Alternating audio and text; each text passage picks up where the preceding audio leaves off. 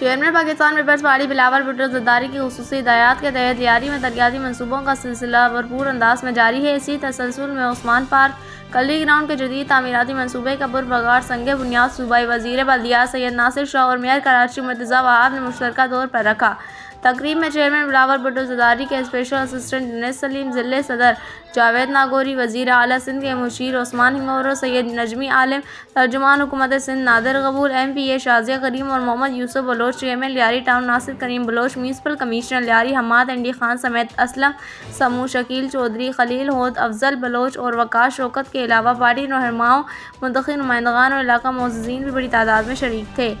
اس موقع پر صوبائی وزیر بلدیات سید ناصر حسین شاہ نے سندھ حکومت لیاری سمیت کراچی بھر میں بلدیاتی اور اسپورٹس سہولیات کی بہتری کے لیے سنجیدہ اقدامات کر رہی ہے۔ انہوں نے کہا کہ یہ منصوبہ نوجوانوں کو مثبت سرگرمیوں کی جانب راغب کرنے میں اہم کردار ادا کرے گا۔ میئر کراچی مرتضیٰ وہاب نے کہا کہ کھیلوں کے میدانوں کی بحالی اور جدید تعمیر شہر کی ترجیحات میں شامل ہے، جبکہ عثمان پارک کلری گراؤنڈ کا منصوبہ علاقہ مکینوں کے لیے